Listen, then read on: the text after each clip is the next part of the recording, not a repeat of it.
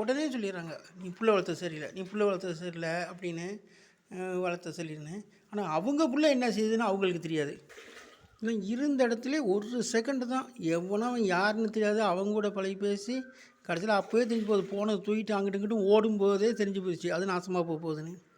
அடுத்த குடும்பத்தில் பிள்ளைங்க குறை சொல்கிறத விட்டுட்டு தான் குடும்பத்தில் பிள்ளைங்க கரெக்டாக இருக்கான்னு கண்காணிக்கணும். ஏன்னா இந்த காலம் அந்த மாதிரி டச்சு செல்லெல்லாம் நல்ல விஷயங்களெல்லாம் கற்றுக்கலாம், எவ்வளவோ இருக்குது. இன்றைக்கி அதெல்லாம் விட்டுப்புட்டு கெட்டு போகிறதுக்கு என்ன வழின்னு இன்றைக்கி அது தேடிக்க தெரியுதுங்க. அது சுயமாக சிந்திச்சு பெற்று வளர்த்தவங்களுக்கு தெரியாதா? மாப்பிள்ளையோ பொண்ணோ பார்த்து நல்லபடியாக கட்டி வைக்கிறதுக்கு.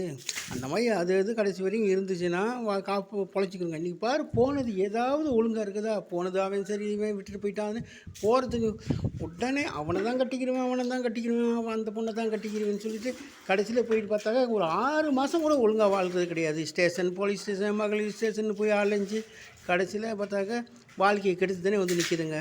அதனால் அது திருந்தினா தான், இல்லைன்னா இல்லை.